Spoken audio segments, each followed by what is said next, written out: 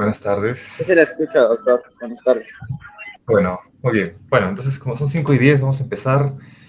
Ya tenemos quórum, más o menos 10 alumnos, así que empezaremos la clase. Voy a presentarles mi pantalla. A ver.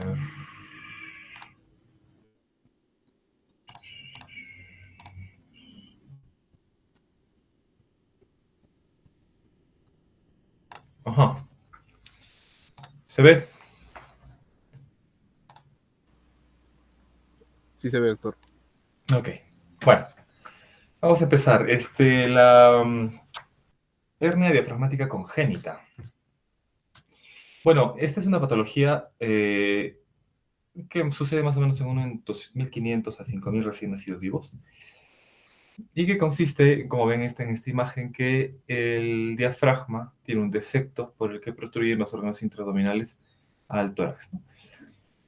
Pero, según muchos autores, esta patología no debería llamarse solo hernia diafragmática congénita, sino hipoplasia pulmonar y hernia diafragmática congénita, porque el principal problema aquí es la hipoplasia pulmonar y la insuficiencia respiratoria a la que lleva esa hipoplasia.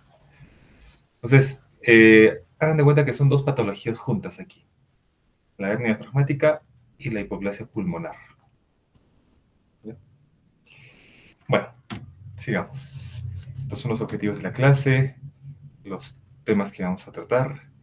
Y bueno, como habíamos dicho en la definición, se trata de un desarrollo incompleto del diafragma que resulta en la herniación de las vísceras abdominales hacia la cavidad torácica a través de un defecto, como ven aquí. Es distinta de la hernia yatal y de la eventración. La eventración es una debilidad del diafragma solamente. Entonces, en la eventración diafragmática, el diafragma está completo, solo que es débil y permite que todos los órganos asciendan. No asciende tanto como una hernia diafragmática, pero en la eventración es no hay un defecto diafragmático, sino es un diafragma débil, ¿no? Mientras que en la hernia sí hay un orificio. En la hernia diafragmática sí hay un orificio. La hernia yatal es la hernia del hiato esofágico, es otra cosa distinta. Es por donde el esófago atraviesa el diafragma. Entonces, es una hernia central, ¿no? Y posterior. Bueno, entonces es diferente, ¿ah? Para hablar un poquito de epidemiología. Bueno, entonces como vemos aquí, el diafragma, la hernia diafragmática congénita, principalmente es posterolateral. Y la posterolateral se llama hernia de Bogdalek, con K, hernia de Bogdalek. Mientras que la anterior, la hernia de Morgagni. La posterolateral es la de Bogdalek, la anterior es la de Morgagni. La posterolateral en 85% de casos es izquierda. O sea, la posterolateral de Bogdalek comprende más o menos el 80% de todos los casos de las hernias diafragmáticas. O sea, posterolateral, izquierda o derecha. Solo que de las izquierdas representan el 85% de ese 80%, ¿se entiende? Entonces, la posterolateral es de Bogdalek, la más frecuente que sea izquierda. Mientras que la de Morgagni usualmente es derecha. De todas maneras, Morgagni es anterior, pero tiende a ser lo más frecuente es que sea derecha. Entonces, de ahí sale que hernia de Bogdalek, posterolateral izquierda, y de Morgagni, anterior derecha. Bueno, también puede haber una hernia posterolateral derecha, que representa el 13% de todas las hernias posterolaterales. Y como ven acá, puede haber una hernia posterolateral bilateral. Puede ser en ambos lados, ¿sí? Solamente un 2% de casos. ¿Y qué más? También puede haber hernia del hiato esofágico que sucede por aquí. Pero esta no es la hernia diafragmática congénita, ¿ya? Hernia diafragmática congénita tenemos Morgagni y Bogdalek. Bueno, en esta revisión sistemática vimos algunos, bueno, no vimos, ¿no? Los autores investigaron algunos factores de riesgo. Y bueno, ¿qué publicaron? ¿Qué son factores de riesgo? el ser varón. Como ya les he dicho en las prácticas, ser varón es un riesgo para la mayoría de patologías del recién nacido, ¿no? Malformación rectal, en Meckel, en invaginación, en estenosis hipertrófica de píloro, ¿no? Bueno, en ser varón es un factor de riesgo, pero con un riesgo relativo bastante bajo, de 1.3, o sea que 1.3 con relación a las mujeres, o sea, un poco más, ¿no? Para que se recuerden un poquito qué es el riesgo relativo, es la probabilidad del riesgo en comparación con un grupo que no tiene una característica. Por ejemplo, el riesgo relativo de fumar, el riesgo relativo, perdón, de tener cáncer de pulmón en fumadores pesados es más o menos entre 15 y 30 veces el riesgo relativo, en comparación con personas que no fuman, ¿no? Entonces ese sí es un riesgo relativo considerable. Aquí ser varón es un riesgo relativo, pero no tiene una gran fuerza de asociación, solamente un 1.3. La madre, cuando la madre es mayor de 35 años, también hay un riesgo relativo un poquito más alto de 1.7.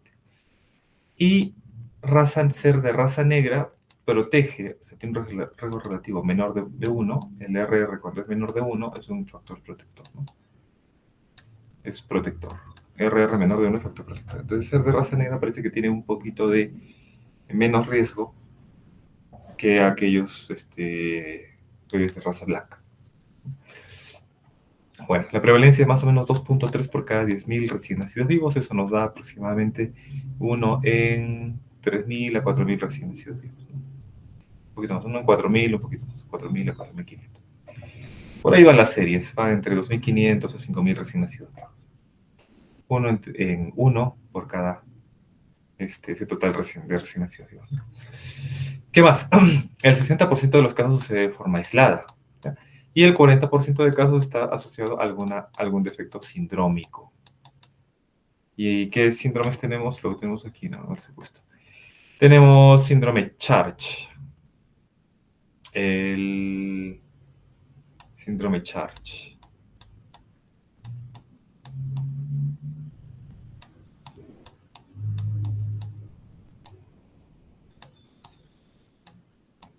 Como cargar en inglés. Y es un acrónimo. El síndrome Charge.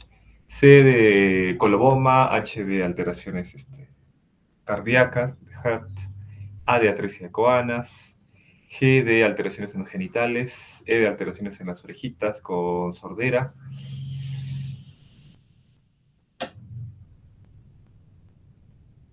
Y la R de retardo de crecimiento. ¿Qué más tenemos? Otro síndrome asociado es el síndrome de Beckwith-Wiedemann. O sea, dentro de ese 40%, ¿ah? Dentro de ese 40%. Tenemos Charge, tenemos síndrome de Beckwith-Wiedemann. Beckwith-Wiedemann, para los que están haciendo el seminario de Onfalocele, recordarán que también está asociado a Beckwith-Wiedemann, ¿no? Que consiste en macroglosia, hipertrofia, puede ir con hernia traumática también. ¿Qué más tenemos? Las trisomías. Entre este 40% de las trisomías. Trisomía 13, 21, 18.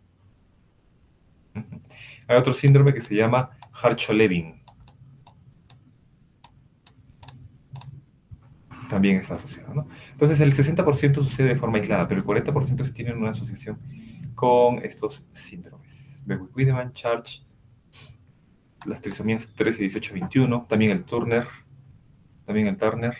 y el síndrome de Hartscho-Lewin. Hartscho-Lewin, así se llama.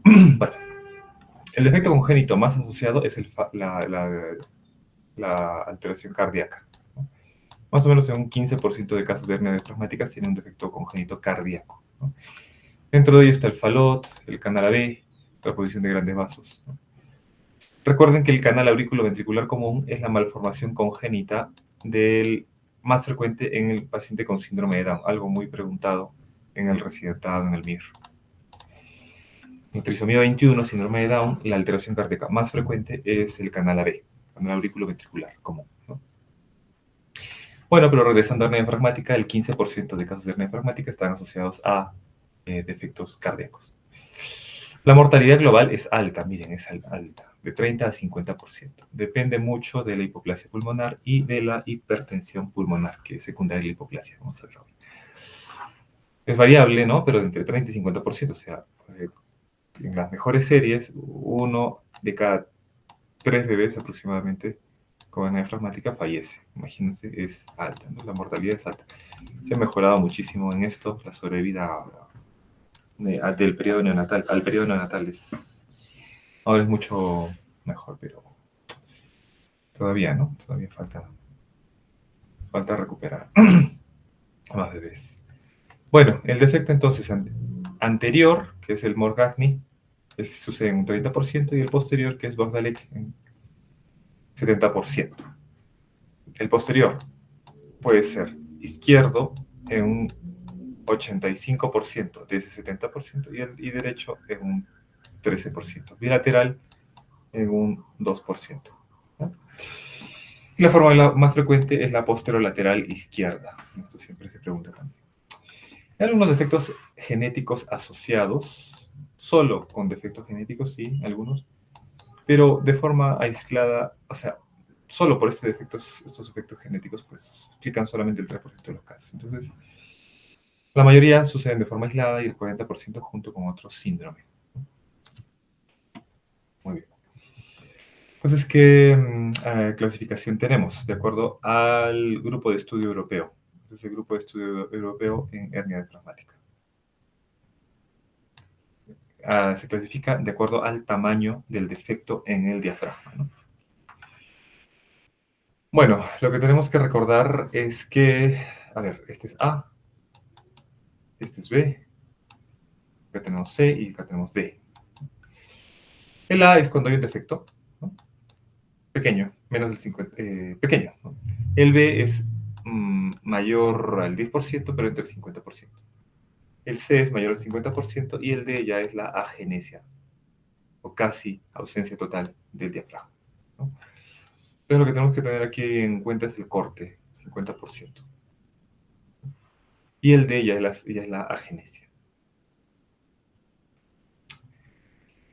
Muy bien. Bueno, como hemos dicho que es una patología que debería llamarse hernia diafragmática con hipoplasia pulmonar, tiene mucho que ver el desarrollo embrionario del pulmón. ¿Por qué? Porque el diafragma se desarrolla entre la octava y la 12ª semana y se desarrolla a partir de 4 estructuras que vemos aquí. Tenemos la pared muscular, que sale de la pared torácica, las membranas pleuroperitoneales, el septum transversum, ¿ya? Y el meso del intestino anterior, o sea, del esófago. Este esófago tiene un pequeño meso. Entonces, de esas 4 estructuras se desarrolla el meso del intestino anterior.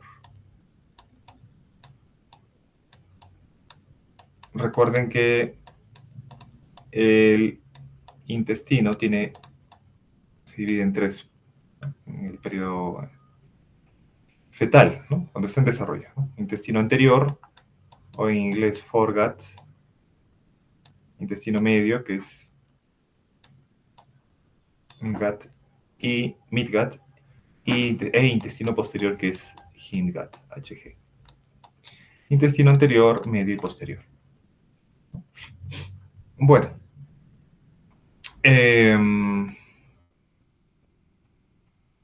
Bueno, entonces, de estas 4 estructuras, entre la octava y la 12ª semana, se tiene que formar todo el diafragma, ¿no?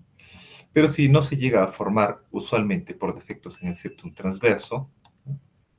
Si no se llega a formar y hay acá un defecto, ¿no? Los intestinos, en que estarán en esa etapa, entre la semana 8 y la 12, justamente el intestino ha salido de la cavidad abdominal y protruye a través del ombligo hacia el saco vitelino para elongarse. Y en la semana 8 y 12, en la semana 11, se introduce a la cavidad abdominal, ¿no? Pero si encuentra un defecto diafragmático aún, ¿no? Si encuentra un defecto diafragmático, los intestinos al regresar van a ascender por este defecto diafragmático. Pues ascienden a la cavidad torácica. Lo que ocasiona también que la rotación del intestino, que recuerden, la rotación normal del intestino cuando regresa desde la cavidad del saco vitelino hasta la cavidad abdominal, ¿no? De rotar 90 grados y luego de rotar 180 grados más en sentido antihorario, ¿no? Entonces la rotación completa del intestino es de 180 grados, perdón, 270 grados. Pero si este intestino regresa a la cavidad y no se va a fijar dentro de la cavidad abdominal, sino va a ascender a la cavidad torácica, pues este intestino va a estar mal rotado o por lo menos no rotado. Entonces la hernia diafragmática se acompaña de un intestino no rotado. Bueno, y mientras tanto, ¿en qué periodo está encontrando al pulmón, ¿no? Porque el pulmón en su desarrollo también tiene sus propias fases, ¿no? El pulmón, eso sí es bueno que lo recuerden, tiene una fase de desarrollo embrionaria cuando entre a la semana 3, más o menos, del intestino anterior sale una yema, que es la yema respiratoria, para que a partir de ahí se empiece a desarrollar el tracto respiratorio. Bueno, entonces esa es la fase embrionaria. Luego de la fase embrionaria sigue la fase pseudoglandular, donde ahí hay un cambio de epitelio, ¿no? Luego sigue una fase de canalización, que es la fase canalicular, donde ya se forman, como ven aquí, capilares y los neumocitos, ¿no? Neumocitos. Luego sigue la fase sacular, donde ya se empiezan a formar algunos sáculos, especie de saquitos, así ven. Y finalmente la fase alveolar. La fase alveolar se completa, como ven aquí, hasta los 3 años, algunos autores dicen hasta los 5, o hasta los 8, pero por lo menos hasta los 3 años, ¿no? Entonces, si el intestino regresa a la cavidad abdominal entre la semana 8 y la 12, y como hay un defecto diafragmático, asciende hacia la cavidad torácica, ¿no? Entonces, por lo menos está encontrando al pulmón en una etapa de desarrollo pseudoglandular, imagínense. Y un pulmón que no tiene espacio para desarrollarse, como ven aquí, pues no va a seguir con su desarrollo normal, ¿no? Incluso la protrusión de las vísceras puede llegar a ser tan grande que comprime pulmón izquierdo al pulmón que está al lado de la hernia, comprime el corazón y comprime hasta el pulmón del lado derecho. Entonces la hipoplasia pulmonar puede ser bilateral, ¿ya? Puede ser bilateral. Entonces no se olviden de las fases del desarrollo embrionario, del desarrollo del pulmón, fase embrionaria, pseudoglandular, canalicular, sacular y alveolar. La alveolar se completa cuando el niño ya tiene 3 o 5 años. Y en la hernia diafragmática, los intestinos ascienden a la cavidad torácica cuando el pulmón está todavía en fase pseudoglandular. Esto es un poquito más de lo mismo. Miren que el septum transverso es la principal estructura que da forma al diafragma, ¿no? Tenemos los pliegues pleuroperitoneales o membranas pleuroperitoneales también acá, un rosa claro.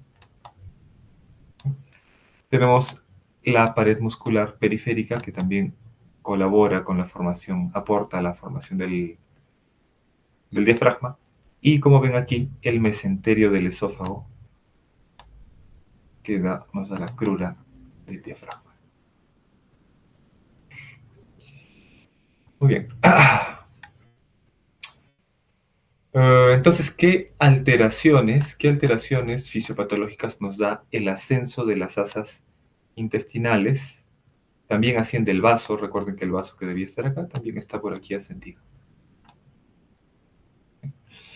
¿Qué alteraciones fisiopatológicas nos da en el pulmón, en el corazón, este intestino ocupando espacio? Bueno, entonces, en el parénquima pulmonar, ¿qué va a haber? Una alteración en la ramificación de la vía aérea. Entonces, como dijimos, el pulmón va a quedar en la etapa pseudoglandular. Pseudoglandular, ¿no? Disminución de la masa alveolar, claro, porque no va a haber sacularización, no va a haber canalización, no va a haber sacularización. ¿Qué más? Hay hiperreactividad de la vía aérea y anomalía en la capacidad de difusión de la membrana alveolo-capilar, ¿no? Porque la membrana alveolo-capilar se empieza a formar en la etapa sacular. Como ven aquí, la membrana alveolo-capilar se empieza a formar en la etapa sacular. Entonces, ¿qué va a pasar? Que no va a haber una adecuada membrana alveolo-capilar, o sea, no va a haber adecuada membrana para intercambio gaseoso. Entonces, el pulmón básicamente es hipoplásico, no hace intercambio gaseoso. ¿Qué sucede con la vasculación o con la vasculatura pulmonar? Hay una detención en la ramificación arterial, una disminución de los alvéolos capilares. ¿Qué más? Hay engrosamiento de la pared muscular vascular, o sea, encima de los vasitos, que son pocos, y van aquí, están aquí, los capilares, que son pocos. ¿Sí? Entonces, están engrosados. Y poca respuesta vascular. ¿Cuáles son los efectos cardíacos? Hay un incremento en las anomalías cardíacas en general, y hemos dicho que más o menos un 15% de hernias diafragmáticas se acompañan de alteraciones cardíacas. Disfunción biventricular, porque este ventrículo puede estar hipoplásico, ¿no? Este ventrículo izquierdo puede estar hipoplásico y el ventrículo derecho puede estar hipoplásico por la hipertensión secundaria a este tejido que está poco desarrollado. Incremento de las presiones en el lado derecho, ¿sí? ¿Qué más? Alteración en el consumo energético cardíaco y además hay una desviación de la línea media del mediastino, ¿no? Entonces, si el bebé, su abdomen más su tórax y su abdomen más o menos, la línea media estaría por acá más o menos, ¿no? Pues como ven, hay un desplazamiento del corazón hacia el lado derecho. Hacia el lado derecho. Usualmente, porque la hernia usualmente es el lado derecho, ¿no? Bueno, lo que quiero que se recuerden de aquí es que durante la etapa fetal, la circulación pulmonar es de alta resistencia y de bajo flujo. Vamos a borrar esto.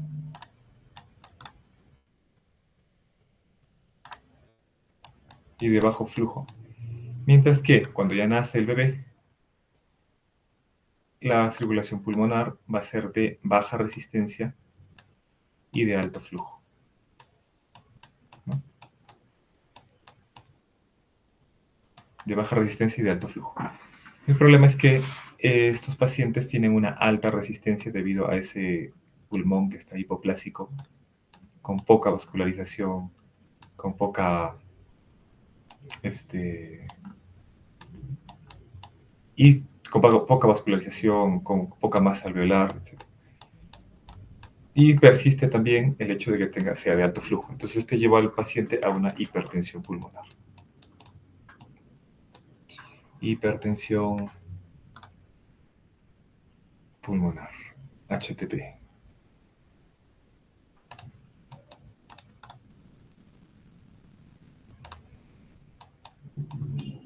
Hipertensión pulmonar, ¿no?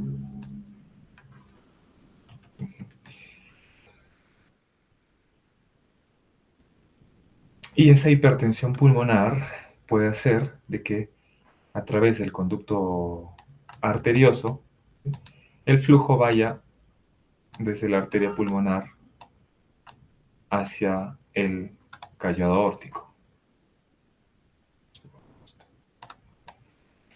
Normalmente la presión en del sistema pulmonar, de la arteria pulmonar, va a ser menor a la presión en la arteria aorta, ¿no?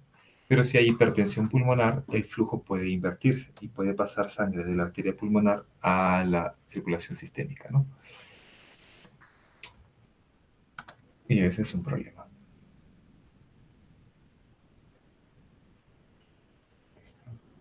Bueno, en el diagnóstico prenatal, ¿se puede hacer diagnóstico prenatal? Sí. El diagnóstico prenatal es posible en la ecografía genética de las 12 semanas, ¿no? La ecografía del primer trimestre. Pero el 50% de casos se detecta en la ecografía morfológica en el segundo trimestre. ¿Ya? Entonces, ¿cómo se puede detectar la hernia diafragmática? Con ultrasonido, con ecografía o con resonancia magnética, ¿no?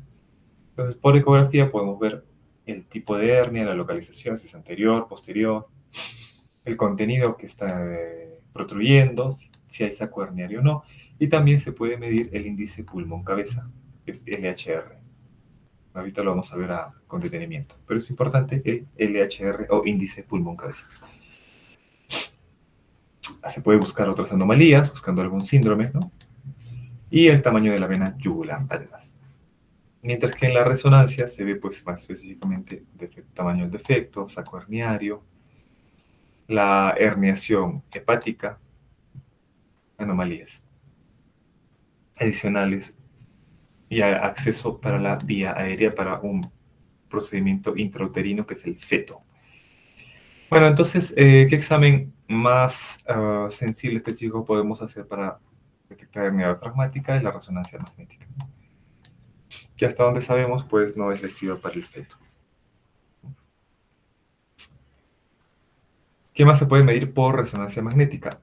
El TFLV, que es el volumen total del pulmón fetal. Mediremos del lado que no está afectado.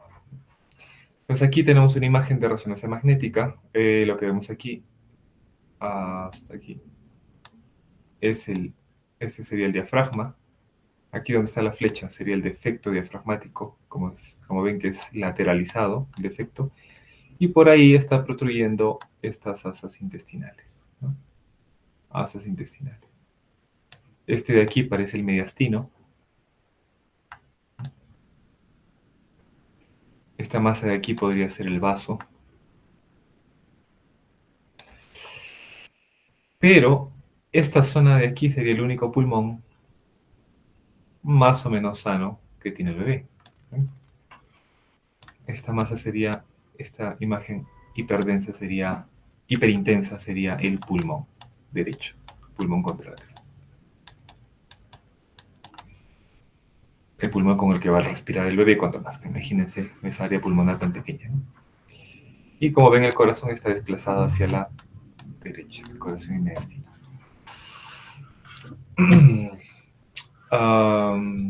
Esas son imágenes ecográficas, ¿no? Aquí vemos un corte transversal a nivel del corazón. Acá se ven las cámaras del corazón, las válvulas, las 4 cámaras. Y lo que se ve es un defecto, en este caso, del lado derecho. Es todo esto lo que protruye hacia la cavidad torácica.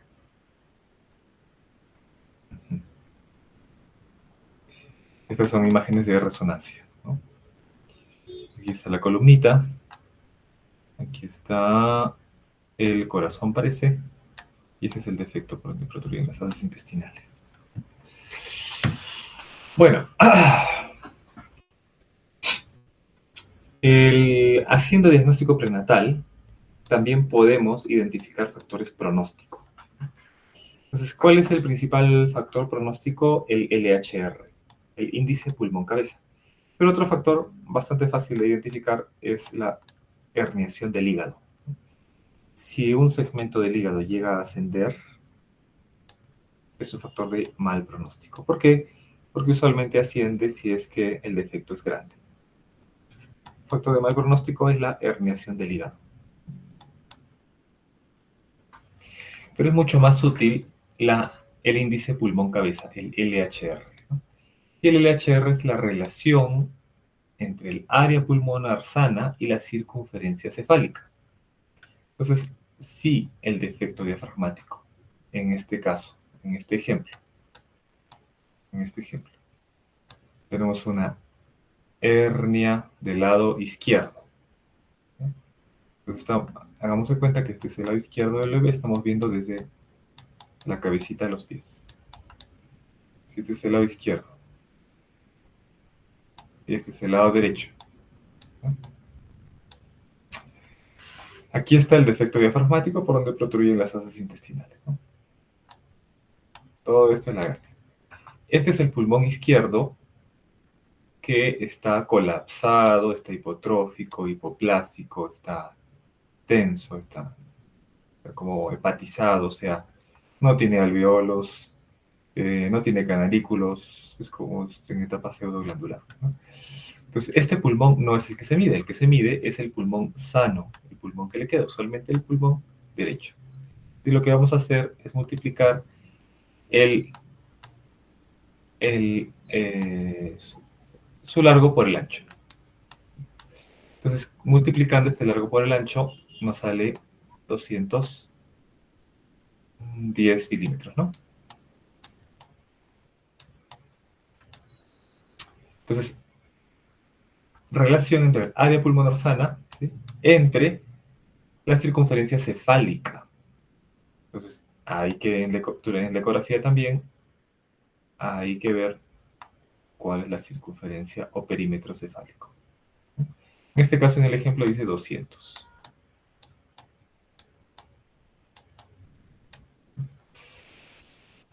¿Y esto cuánto saldrá?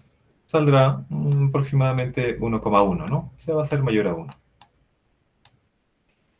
Cuando el LHR es mayor a 1, entonces hablamos de un buen pronóstico. ¿Por qué? Porque eso indica que tiene un buen área pulmonar, ¿no? Cuando el LHR es menor a 1, nos indica un mal pronóstico, ¿no? LHR menor a 1 es un indicador de mal pronóstico. Ahora, esta medición, este LHR, pues, puede ser distinto de acuerdo a las edades gestacionales. Entonces hay tablas um, donde se mide el LHR de acuerdo a la edad gestacional. Entonces, para cada edad gestacional le van a dar un LHR normal, ¿no? Entonces va a tener un LHR esperado. Su LHR esperado será como de 1,5, el que normalmente debería tener el bebé. Y el LHR observado es de, por ejemplo, 0,5, ¿no? Entonces, este LHR observado, ¿no?, es 0,5 y el esperado es 1,5, ¿no? Entonces, ahora se toma en cuenta esta relación. ¿Cuánto representa este LHR observado del esperado? La tercera parte. Entonces, este LHR va a tener el 30%. El 30% del LHR que debería tener, ¿no? Y eso es bajo, ¿no? Entonces, cuando la variación del observado sobre el esperado es del menos del 25%, la mortalidad es del 50%. Y cuando el LHR es mayor al 40%, la sobrevida es del 80%. O sea, la mortalidad sería solo 20%. Yo sé que puede ser un poco, suena un poco de trabalenguas, pero simplemente es utilizar una relación entre el observador y el esperado, nada más. La cosa es que mientras el LHR sea mayor, es mejor pronóstico, y menor, es mal pronóstico. Si el observado es solo el 25%, imagínense, tiene solo el 25% de pulmón sano, que le corresponde a su edad. Pues es malísimo. Bueno, ¿qué otro factor de mal pronóstico tenemos? La malformación congénita grave, ¿no?, o una malformación sindrómica compleja también. Si tenemos una trisomía 13, una trisomía 18, va a tener una alta mortalidad, ¿no? Y si tenemos una hernia fragmática y además tenemos una transposición de grandes vasos, un drenaje venoso pulmonar anómalo total, tenemos una tetralogía de Fallot, pues todo eso nos empeora muchísimo, muchísimo el pronóstico. Bien, vamos a hablar entonces un poquito de la clínica. Entonces, en la clínica, el bebé cuando nace tiene una dificultad respiratoria grave, ¿no? ¿Y cómo tiene una dificultad respiratoria grave? Digamos que este bebé no tiene diagnóstico prenatal, ¿no? Nace, tiene dificultad respiratoria, empieza a llorar, se pone cianótico, está taquipneico, tiene retracciones intercostales, ¿no? Entonces, ¿qué es lo que se va a hacer en la atención inmediata del recién nacido? Darle ventilación a presión positiva, ¿no? ¿Qué significa poner una mascarita con ambú? Con ambú. Entonces, cuando insuflemos, va a pasar el aire hacia la vía aérea, pero también va a pasar aire hacia el estómago. Y del estómago va a pasar el aire al intestino delgado, y las asas que están acá se van a llenar más de aire aún. Entonces, la ventilación a presión positiva va a hacer que estas asas se distiendan más y más y más y más. Y la insuficiencia respiratoria, la dificultad respiratoria va a ser grave y peor aún, ¿no? Entonces, se trata de una dificultad respiratoria grave que empeora con la ventilación a presión positiva. ¿Cómo es la dificultad respiratoria en el recién nacido? Va a tener taquipnea, va a tener retracciones intercostales, subcostales, supraclaviculares, va a haber cianosis, estridor, aleteo nasal, ¿no? Hay una pregunta del residentado de este año en donde les ponen un recién nacido sin diagnóstico prenatal que tiene dificultad respiratoria grave. Y les ponen dos alternativas. Les ponen hernia diafragmática del residentado de este año, ¿no? Y les ponen atresia esofágica. En la atresia esofágica siempre hay hipersalivación, les ponen babeo, lo correcto sería cialorrea abundante. Cialorrea. ¿Por qué? Porque en la atresia esofágica la saliva no tiene a dónde ir. Entonces, se acumula en el esófago proximal, en una bolsita aquí, en el esófago proximal, se acumula y sale. O si no, se pasa a la vía aérea. Entonces tiene cialorrea abundante, tiene babeo, tiene hipersalivación y además se ahoga con su saliva el bebé. Entonces, cuando les presenten un caso de dificultad respiratoria que tiene cialorrea, babeo, hipersalivación, le están indicando atresia esofágica. Mientras que en la hernia diafragmática no hay hipersalivación, no hay babeo, no hay cialorrea abundante, ¿no? ¿Qué más es distinto en la hernia diafragmática congénita? El tórax va a ser asimétrico. ¿Por qué? Porque todas las asas intestinales van a estar metidas hacia el lado izquierdo, izquierdo, usualmente, que es lo más frecuente, ¿no? Hacia el lado izquierdo. Entonces el tórax va a estar abombado, asimétrico y abombado, como ven aquí, ¿no? Abombado por la hernia. Y va a haber, ¿qué más? Ruidos hidroaéreos auscultables en este lado. No va a haber murmullo vesicular, sino va a haber ruidos hidroaéreos. ¿Qué más? Los ruidos cardíacos van a estar desplazados hacia la derecha. Entonces, en vez de auscultar en los focos aórtico-pulmonares, cuspidio, todo está desplazado hacia la derecha y el corazón se termina escuchando por aquí, imagínense. Bien a la derecha. Y bueno, como las asas intestinales están metidas, a veces está metido todo dentro del tórax, desde el estómago hasta el descendente, y el recto solo le queda recto sigmoides abajo del bebé. Entonces, el abdomen va a estar excavado. Va a estar excavado. Va a estar excavado el abdomen.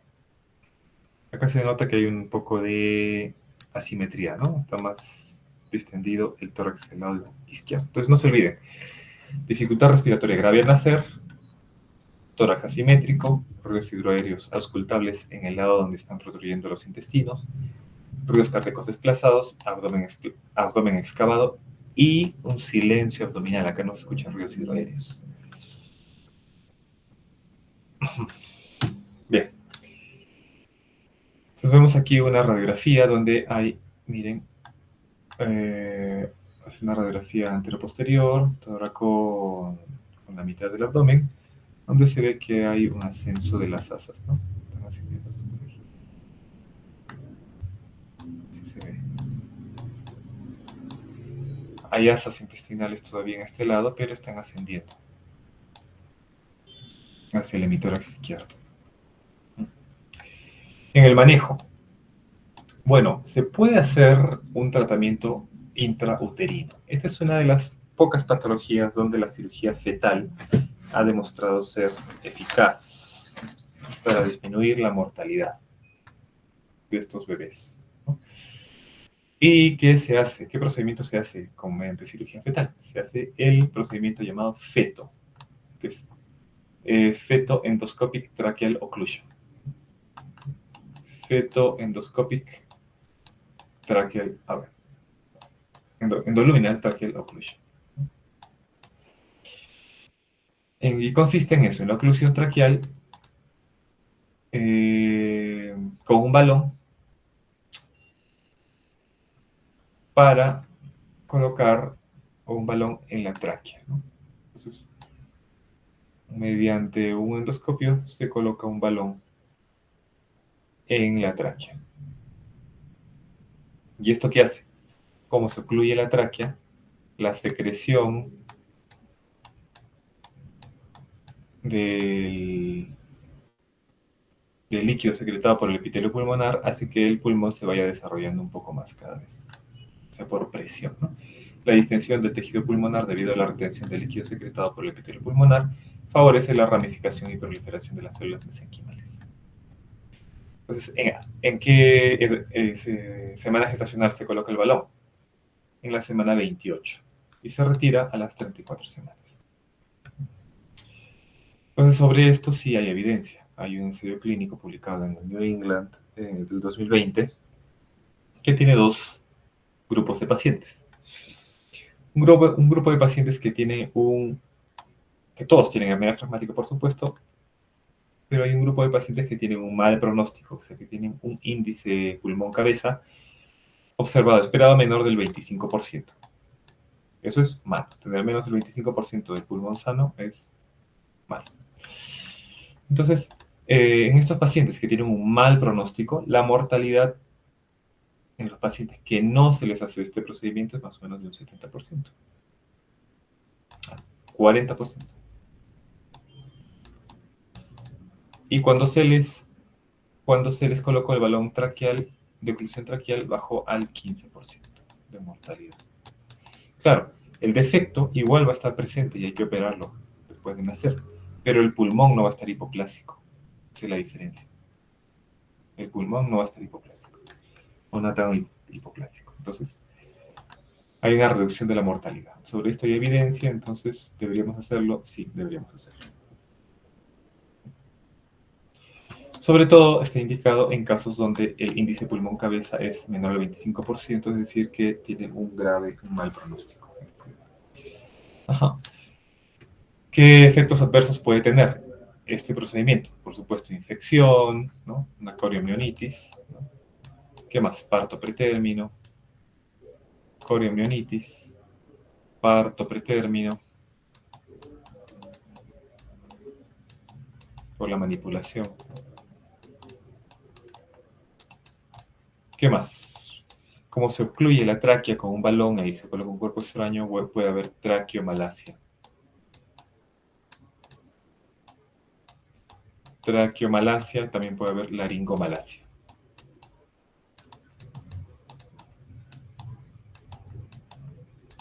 ¿Ok? Entonces, coriomionitis, parto pretérmino, traqueomalacia y laringomalacia son los principales efectos adversos de este procedimiento. Pero igual, aún así, la mortalidad es menor en los pacientes que tienen este balón intratraqueal, ¿no? Bueno, ¿cuál sería el manejo convencional, no? La mayoría de estos bebés en nuestro país no tienen diagnóstico prenatal.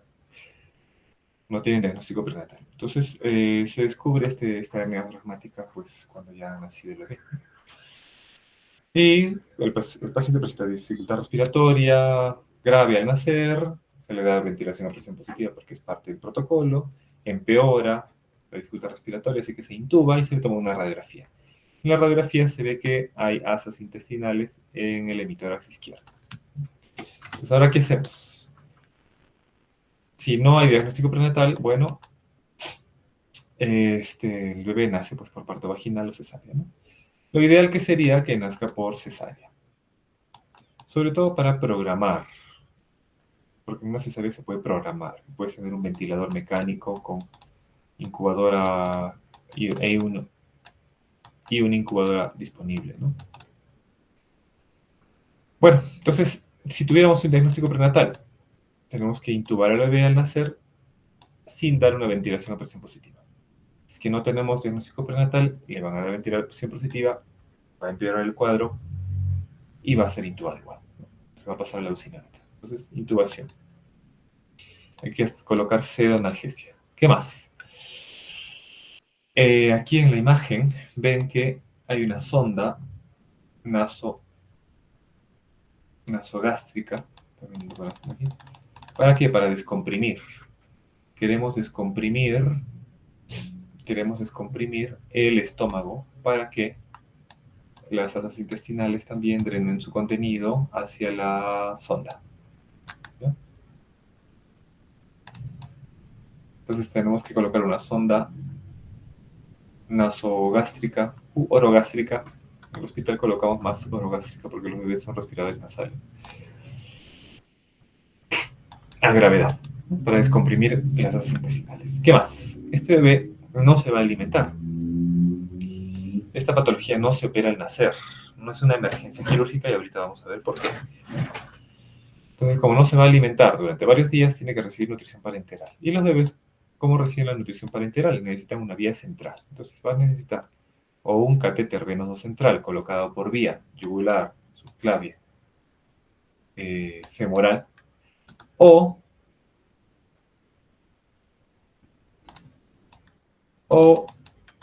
algo mejor aún que se utiliza en recién nacidos y que tienen que saber ustedes que existe, es el PICC. El PICC significa Peripherally Inserted Central Catheter. ¿Okay? Entonces es el catéter central de inserción periférica. Y que lo vemos. ¿Dónde está? ¿Dónde está? ¿Dónde está?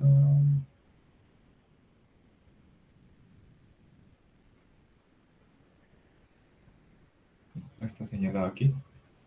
Bueno, pero es un catéter central de inserción periférica. Eso significa que entra usualmente por cefálica, por la vena cefálica, asciende hasta la vena clavicular, perdón, subclavia, y luego llega hasta la cava superior cuando entra a la aurícula derecha. Entonces, la posición ideal del catéter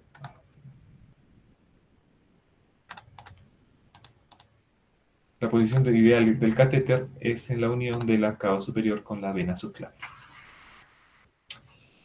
Bueno, entonces por eso es un catéter central de inserción periférica.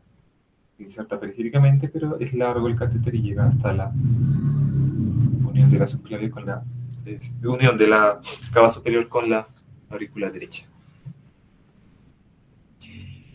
Y a través de ese catéter se alimenta con nutrición parenteral total.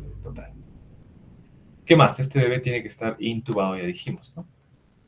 Hay que mantener una presión inspiratoria pico menor de 25 milímetros de mercurio. Tiene una hipercapnia permisiva. Miren, el PCO2, no somos tan exigentes con este PCO2. Puede llegar desde 45 hasta 60 milímetros de mercurio. Luego tenemos una saturación preductal. Recuerden, vamos a borrar esto.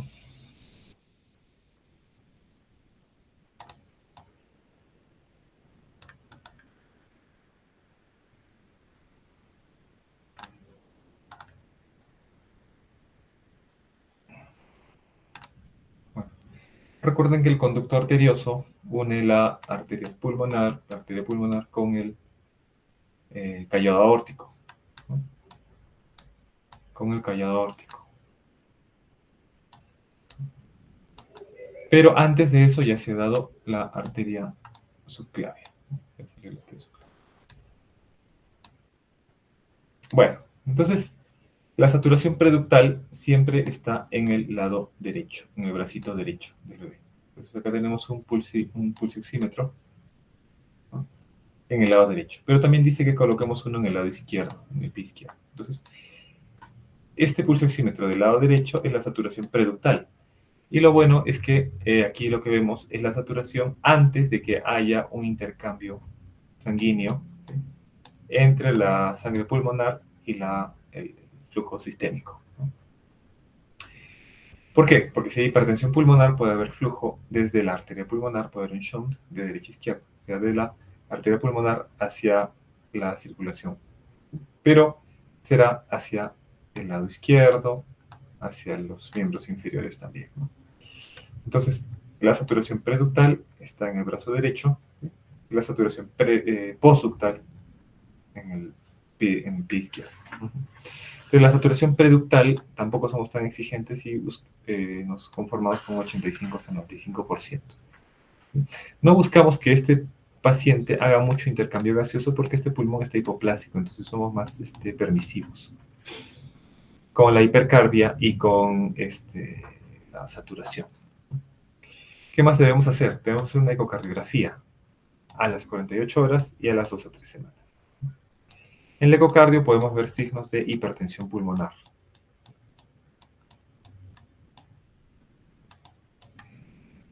Signos de hipertensión pulmonar.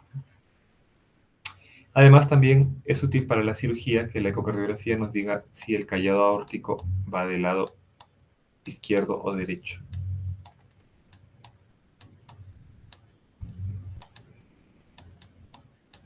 Lo que queremos, bueno, lo más frecuente es que el callado aórtico sea del lado izquierdo, pero en más o menos un 3 a 4% de casos hay arco aórtico derecho. Y ese es un problema durante la operación. Bueno, ¿qué más? Como puede haber hipertensión pulmonar asociada, el tratamiento es óxido nitroso, se puede usar inhibidores del 5-GMP cíclico,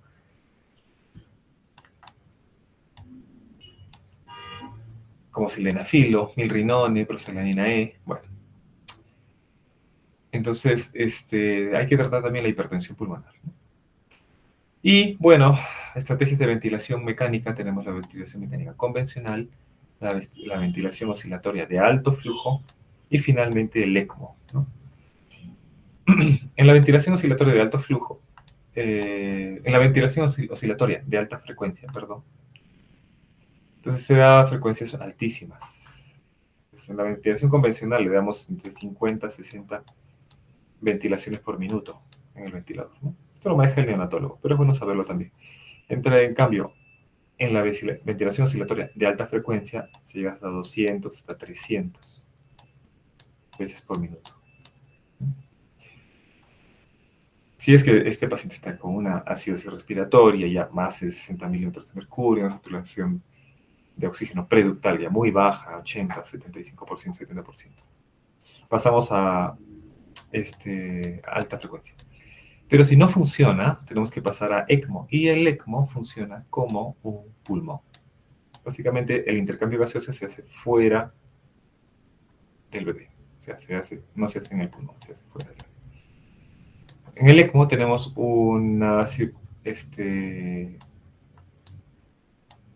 tenemos un ECMO veno-venoso, tenemos un ECMO veno-arterial. Cuando es veno-venoso funciona como un pulmón y cuando es veno-arterial funciona como un pulmón y un corazón. Entonces el ECMO, bueno, no tenemos aquí en Arequipa, creo que me parece que lo tiene la Maternidad de Lima y el Niño de San Borja. Pero un recién nacido con hernia diafragmática que tenga que llegar al ECMO, pues tenga una falla respiratoria grave, usualmente es una hernia diafragmática gigante, agenesia del diafragma, o tiene una circulación, un defecto cardíaco grave, lo lleva al paciente. Entonces, cuando los bebés llegan a ECMO, la mortalidad, pues ya estamos hablando de un 70-80%. Y aún no se han operado, ¿no? Bueno, ¿Por qué no se trata de una cirugía de emergencia? Porque eso no es una patología que tenga que operarse de emergencia. Apenas el bebé nace, ¿por qué no lo llevamos a sala de operación? Porque el problema principal aquí no es el defecto diafragmático, el problema principal es la hipoplasia pulmonar. Es este pulmón que está hipoplásico. Entonces, estas alteraciones no las vamos a mejorar con una cirugía, poniendo los intestinos en su lugar y cerrando el defecto, ¿no? Esas alteraciones no las vamos a mejorar. Entonces, por eso es que no es una emergencia. Pues hay criterios para hacer esta cirugía. Usualmente estos criterios se cumplen entre las 48 hasta las 72 horas de nacido el bebé.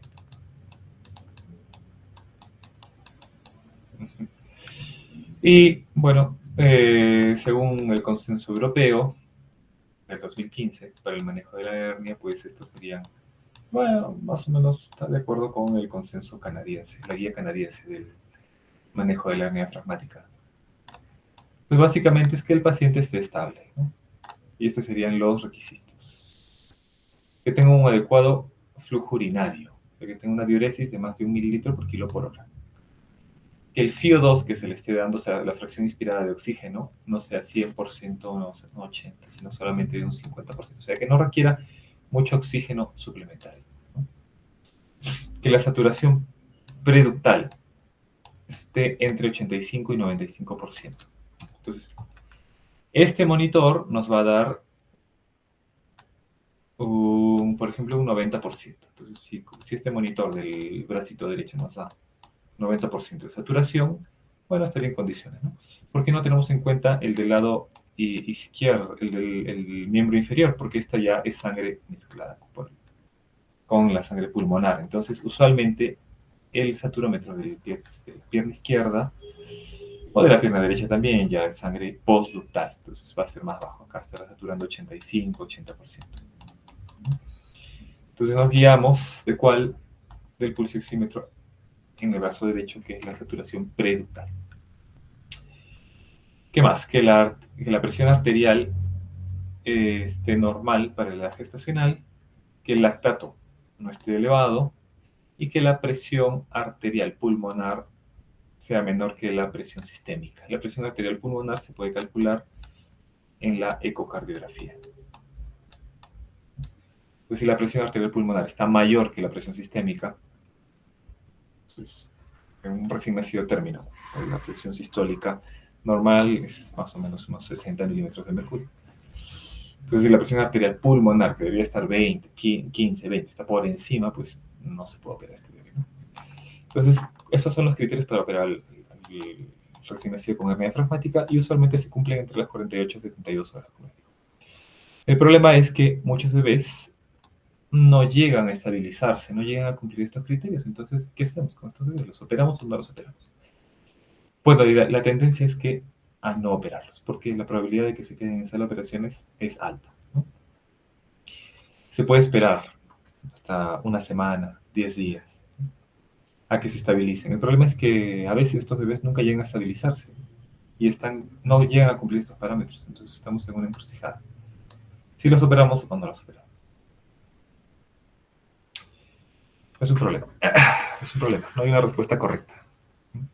Quizás dándole la chance por operarlos, bueno, al menos se les puede dar la oportunidad, ¿no?, de la operación, ¿no? Pues si es que un bebé está en ECMO, operarlo mientras que está en ECMO, pues la mortalidad, pues como les digo, ya está en 80, 90%. Felizmente la mayoría de pacientes sí se llegan a estabilizar entre las 48 y 72 horas y pues cumplen con estos criterios para una cirugía más o menos segura, ¿no?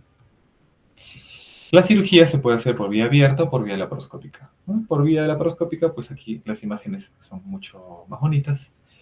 Por vía laparoscópica se coloca un trocar, 3 trócares, ¿no?, un puerto donde ingresa la cámara y 2 puertos de trabajo. Entonces, ¿qué es lo que vemos ingresando al tórax? Vemos que las asas intestinales, el colon en este caso, están en el hemitórax derecho.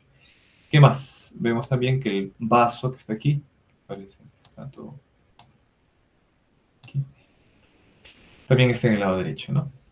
Entonces se trata de reducir un poco las asas se trata de reducir un poco las asas hacia el abdomen. Aquí ya estamos dentro del hemitórax derecho.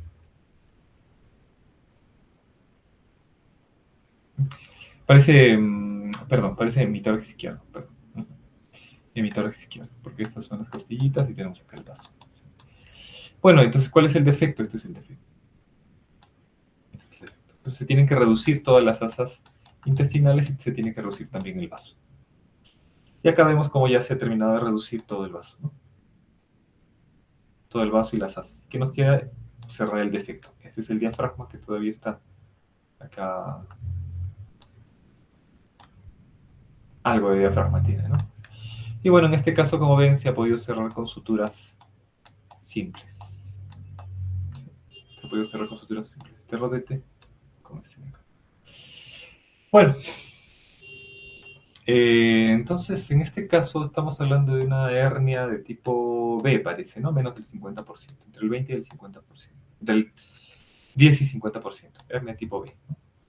Pero a veces cuando la hernia es muy grande no se puede cerrar todo el defecto, ¿no? Y bueno, tenemos que poner un parche, una malla. Esta malla es de politetrafluoroetileno.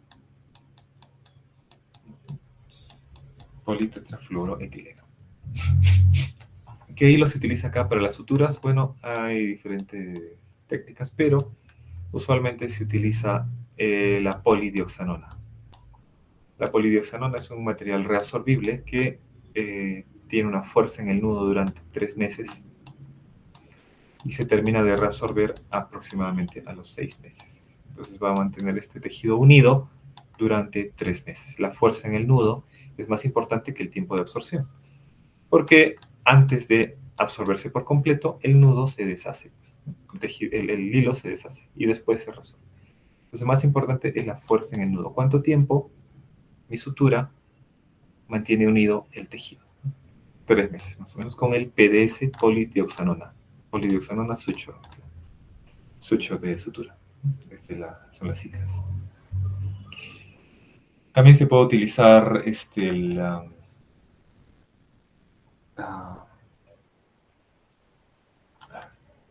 bueno, pueden utilizar nylon, una sutura no absorbible, o el polipropileno. Polipropileno, que es más frecuentemente encontrado como Prolene, la marca. Prolene. Polipropileno o Prolene. Casi siempre utilizamos 3 ceros, que es el grosor del hilo, ¿no? Y una aguja 20 a 25, una aguja pequeña. 20 a 25 milímetros de longitud. Por supuesto, aguja redonda, no una aguja corta.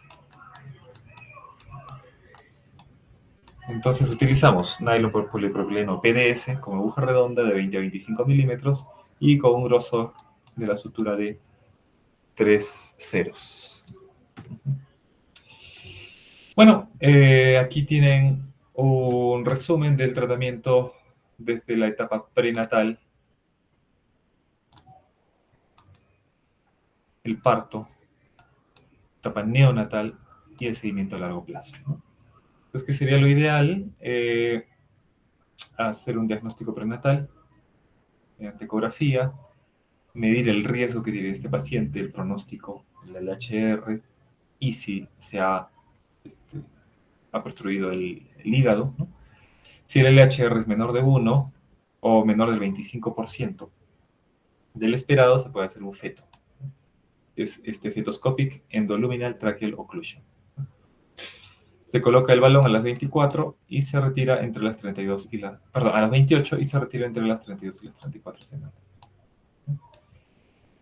Bueno, una vez que nace, ya se le estabiliza al paciente y se hace la reparación quirúrgica. Si es que no se ha hecho ECMO, bueno, nace, se estabiliza y se hace una reparación quirúrgica. ¿Qué más?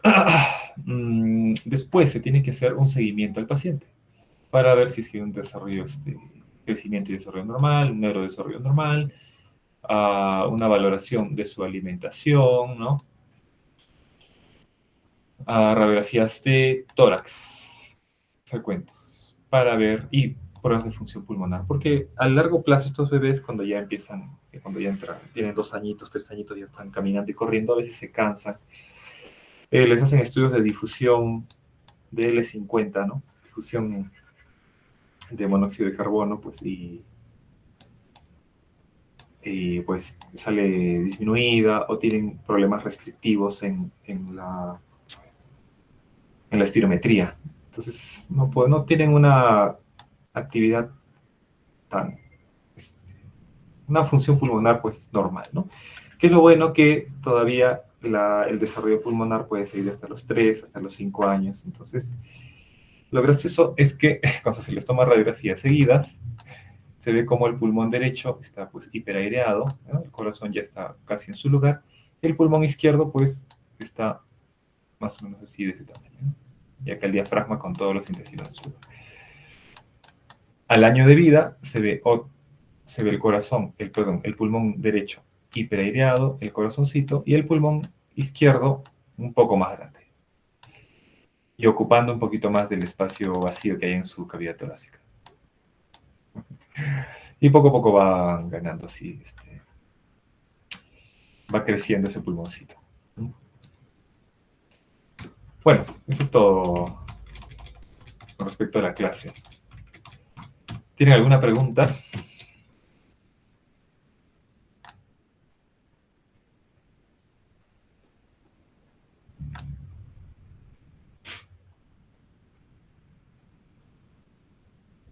¿Tienen alguna pregunta, muchachos? A ver, a ver. No hay preguntas en los mensajes. Doctor, sí tenía una pregunta, más que tengo una Dime. duda. ¿Qué tan frecuente, o no sé si será frecuente, encontrar una hernia diafragmática, pero en el lado derecho? Y no sé si será peor o mejor pronóstico. A ver, en el lado derecho, más o menos un 13% de casos, como ves aquí, ¿no? De las posteriores. Sí se ve del lado derecho. Y en el lado derecho siempre protruye el hígado. ¿Y Protruye el hígado. es de peor pronóstico, doctor? La del lado No. derecho sí. La del lado derecho sí es de peor pronóstico. Tienden a recurrir más. Tienden a recurrir más porque el hígado hace este efecto de masa. Tienden a recurrir más.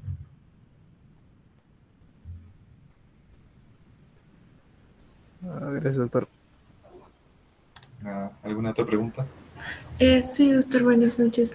Doctor, yo tenía una duda. Cuando dijo para hallar el LHR, Sí. ¿el, el esperado está ya definido El o esperado se ve por tabla, sí, para la edad gestacional.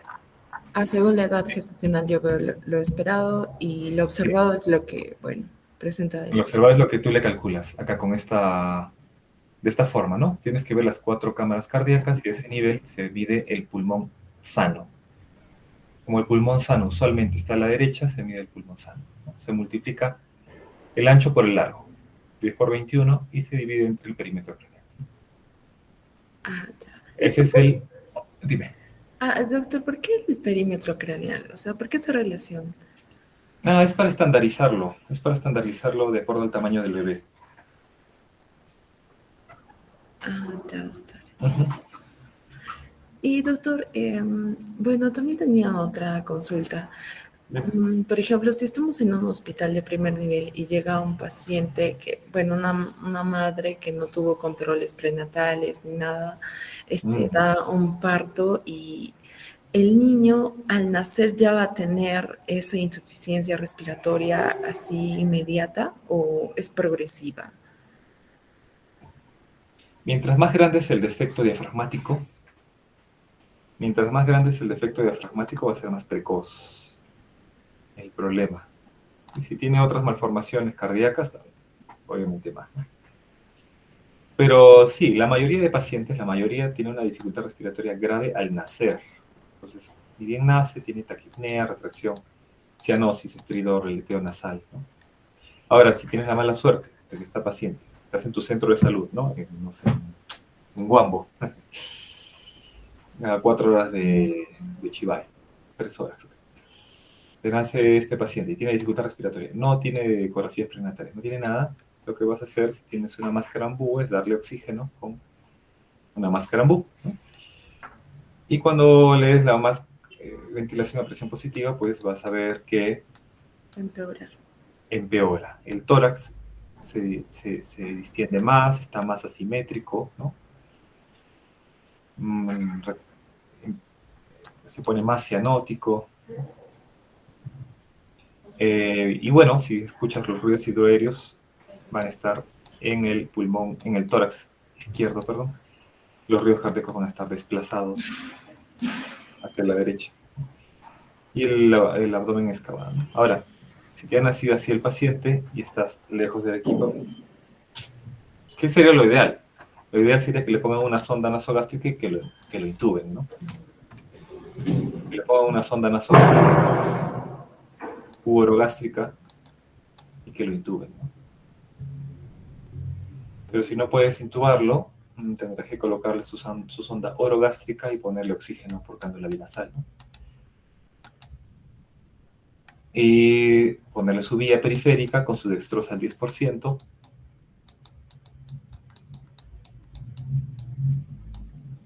Calcularle más o menos unos 70, 80 mililitros por kilo. 70, 80 mililitros por kilo por día. Entonces sí pesa más o menos unos 3 kilos, ¿no? Lo calculamos por 80, nos sale 240 mililitros, ¿no? En 24 horas sería un cc por hora, ¿no? 10 cc por hora. Y con su dextrosa al 10%, a 10 cc por hora, cánula binasal, sonda orogástrica, pues tendrías que enviarlo. Ya, doctor. Gracias, doctor. Y doctor, Ojalá que no les pase. ojalá. Y doctor, diagnósticos diferenciales de hernia diafragmática. Bueno, el diagnóstico diferencial vendría sobre todo por la dificultad respiratoria al nacer, ¿no? Entonces, la dificultad respiratoria al nacer que tendrían, bueno, principalmente atresia esofágica, bueno, dentro de las quirúrgicas, ¿no? Atresia esofágica, malformaciones pulmonares, ahí tenemos enfisema pulmonar, secuestro pulmonar, malformación adenomatoidea quística, neumotórax. El neumotórax podría ser también, ¿no? Porque va a dar abombamiento del tórax. Neumotórax. Y bueno, después tienes la insuficiencia respiratoria del recién nacido, ¿no? Dificultad respiratoria del recién nacido. Si es prematuro, tienes membrana hialina, aspiración meconial, síndrome de aspiración meconial. Sería todas las alteraciones que te den dificultad respiratoria. Una malformación cardíaca grave, ¿no? También. Ya. Sí, gracias, doctor. Ok. Pero lo que sí no se les puede pasar es este examen físico, ¿no? Dificultad respiratoria al nacer, tórax asimétrico, ruidos cardíacos desplazados, ruidos hidroaéreos en el tórax y abdomen excavado, como está aquí, excavado. Ya, ¿tienen alguna pregunta más? Sí, doctor. Y si, digamos, el defecto no fuera muy grande, ¿podría llegar a ser una vida, digamos, así, pasar asintomático varios años? Sí, buena pregunta. Sí, sí ha pasado y he visto casos. Sí,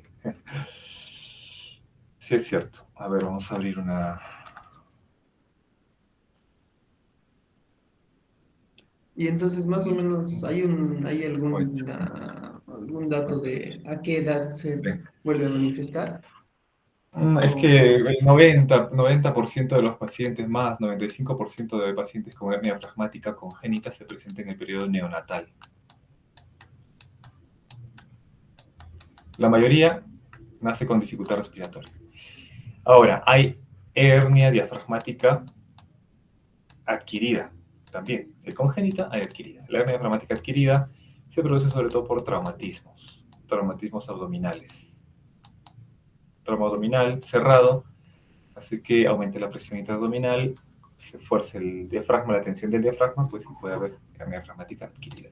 Pero es un trauma pues grande, una caída de un segundo piso, un accidente automovilístico a gran velocidad, ¿no? Entonces, una historia de trauma de verdad, no que se cae de la cama, ¿no? Un trauma de verdad, traumatismo de verdad. Entonces, si tienes una paciente de 13 años, por ejemplo, está en un accidente de tránsito y tiene dificultad respiratoria, le tomas una radiografía y ves que las asas intestinales están en el hemitórax izquierdo, pues esa es una hernia diafragmática adquirida, ¿no? Pero hay casos donde hay una hernia diafragmática congénita de diagnóstico tardío.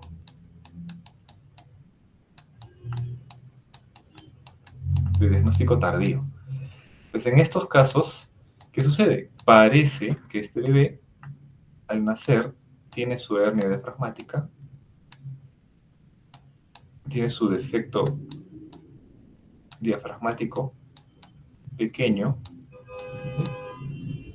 y que por alguna razón el pulmón se desarrolla casi con normalidad. O con normalidad. Entonces, es, por ejemplo, he visto este es el corazoncito, este es el pulmón y este es el defecto diafragmático. He visto dos casos donde una niña de 13 años y una niña de 9 años. Interesantemente, lo interesante es que ambas fueron en mujeres, pero bueno, no, solo son dos casos, ¿eh? Claro que en reportes de casos he encontrado que hay más o menos en el mundo reportados unos 120, 180 casos, no son tantos tampoco. Bueno, entonces parece que hay un defecto diafragmático congénito, las asas están dentro de la cavidad y por alguna razón, de un momento al otro, los intestinos ascienden, sobre todo el estómago. Entonces acá está el pulmoncito derecho, acá está el corazón, pulmón izquierdo, y por alguna razón, por este defecto, asciende el estómago. Pero como el defecto es pequeño, acá está el duodeno, ¿no? Como el defecto es pequeño, ¿sí? Se hace como un... Se le forma como como un reloj de arena al estómago. Y en el caso que yo vi de esta niña, este estómago, por esa presión, que era como un reloj de arena, como una cintura le hacía el estómago, se perforó. Esta niña vino con dificultad respiratoria, dolor abdominal, tos y insuficiencia respiratoria progresiva. Y en la radiografía se veía pues una imagen un nivel hidroaéreo en el hemitórax izquierdo. Entonces, si tú tienes una paciente con tos, dificultad respiratoria, dolor abdominal, de 13 años, no vas a pensar inicialmente que es una hernia diafragmática congénita que no se ha diagnosticado, no, porque esto es rarísimo, ¿no? Entonces, ¿qué es lo más frecuente? Ver en una radiografía de tórax con un nivel hidroaéreo. Lo más frecuente, pues, un quiste hiatídico, ¿no? O una neumonía abscedada, ¿no? Nivel hidroaéreo acá, en el hemitórax derecho. En el más izquierdo, perdón. Entonces, bueno, es raro, pero sí lo he visto dos casos así. Uno fatal y el otro que terminó de una gastrectomía. Gastrectomía total. Con anastomía esófago duodenal. Perdón, esófago yeyunal. Bueno, o sea, si la pregunta ¿es posible que la hernia diafragmática congénita se diagnostique tardíamente? Sí es posible, sí hay casos reportados. Si quieres te paso bibliografía. Pero el diagnóstico es bien complicado, ¿no? Solamente estos pacientes de la sospecha tienes que hacerle tomografía. En la tomografía usualmente puedes ver que hay un defecto diafragmático y que hay órganos intraabdominales que han protruido por una hernia. No sé si te he confundido o te quedó. No, sí, sí lo he entendido, Algo doctor. claro. Gracias. Si quieres te paso, es un tema muy interesante, ¿ah? Así que annotation, discard. A ver, acá lo tengo. Biblioteca. Hernia diafragmática de presentación tardía. Tengo todos estos artículos. De los cuales... Es que la mayoría son reportes de caso. La verdad. Solo hay uno que hace una... Este creo que es. Ajá. Este es el artículo. Presentación tardía de una hernia diafragmática congénita, una revisión de la literatura en niños, ¿no? Y dice, es una revisión de 122 artículos publicados desde el 2003 que describe 349 casos. No es tanto, ¿no? Yo pensé que era 180. Ajá. 349 casos con hernia diafragmática congénita de diagnóstico tardío hasta el 2005. Un poquito antiguo, ¿no? Quizás yo busqué toda esta información hasta el 2017, me acuerdo. Así que, bueno. ¿Y qué tenemos aquí? Ajá. Diagnóstico incidental, mira, en 16 niños, ¿no? 9 pacientes tuvieron hernia diafragmática del lado izquierdo, 3 del lado derecho. ¿Qué más? ¿Cómo se les dice el diagnóstico? Radiografía, una radiografía de esófago estómago duodeno, fluoroscopía, ¿no? Tomografía, ecografía. ¿Qué más tenemos? Mira, mira, como uno ve una imagen rara en el tórax, ¿no? En el nivel hidroaéreo, no es lo primero que piensa una hernia diafragmática congénita, ¿no? Entonces acá dice la interpretación que le dieron a la radiografía en el diagnóstico inicial. O sea, todos tenían hernia diafragmática, pero ¿qué pensaron al principio que era lo que veía en ese tórax, ¿no? Neumotórax, ¿no? Neumonía, consolidación con neumatoceles, neumonía con derrame, derrame pleural, opacificación con efusión, neumonía y absceso, quiste pulmonar, hidroneumotórax, tumor mediastínico, masa paravertebral, neumatocele, pioneumotórax, neumonía. O sea, en todos estos casos tuvieron duda diagnóstica. E incluso, mira, con este diagnóstico, ¿qué hicieron? Bueno, es un neumotórax, hay que drenarlo. Es un piotórax, hay que drenarlo. Es un neumotórax con derrame pleural. Era una hernia diafragmática, pero se confundieron porque con el diagnóstico, mira. Y acá dice total, chest drainage, ¿no? Drenaje torácico. ¿A quiénes les hicieron su colocación de tubo torácico? Mira, 42 pacientes. De los 349, así todos les tendrán este dato, pero bueno, a 42 pacientes les pusieron tubo de tórax. ¿Y qué crees que sale si le ponen un tubo de tórax a un paciente que tiene hernia diafragmática? ¿Quién me hizo la pregunta? Yo, doctor, no saldría nada, ¿verdad? Pero es que es que cuando haces el drenaje del... Sí, si haces un drenaje torácico tienes que meter la pinza con fuerza, perforar la pared torácica. Antes perforar el intestino, contenido Así es. intestinal. Así es. ¿Y de qué te sale? Contenido intestinal. Ujú. ¿Te imaginas? Pensaste Ah, que te iba a wow. salir, Sí, pensaste que te iba a salir pus, pero sí, debe te haber sido salió súper raro. te salió deposición, entonces recién, o contenido gástrico, restos de comida. Bueno, imagínate. Imagínate. Entonces, y ha pasado, ¿ah? O sea, esto es, la mayoría de estas revisiones pues son de casos europeos, americanos. Entonces, o sea que el espacio de una hernia diafragmática congénita de presentación tardía, pues, escucha, bastante, bastante raro. Como yo, contando la residencia en 10 años, yo he visto 2 casos nada más. Lo tengo en cuenta, ¿no? Pero, por ejemplo, estos pacientes pueden tener un debut así brusco, de dificultad respiratoria, grave, ¿no? Tos, taquipnea, empieza a desaturar, le tomas una radiografía, parece un neumotórax. Entonces, ¿qué tienes que hacer ante un neumotórax? Drenaje torácico. Drenaje torácico, pucha, y ya te das cuenta que... Bueno, creo que me están llamando del hospital. De la emergencia. Bueno, si no hay... Si quieres te paso esta bibliografía, ¿te interesa? Qué bueno, Ya, buena pregunta. doctor. ¿Cómo te llamas? Me has hecho recordar. Kevin. Soy Kevin, ¿no? Ya. del grupo del seminario. Ah, ya, ahora revisamos. Ya, me están llamando. Bueno, terminamos la clase entonces, ¿ya? Muchas gracias. Sí, 2 horas del seminario. Mañana, Sí, a las 5. el horario que le corresponde, ¿no? ¿Las 5? ¿A las 5 está bien? Sí, 5 ¿qué hora está a aquí? 6:20 más o menos, ¿no? Sí, 5 a 6, 5 a 6. Media hora cada uno. ¿Ya? Ya. Ya. Voy a dejarlos. Bueno, muy bien. Hasta luego, muchachos.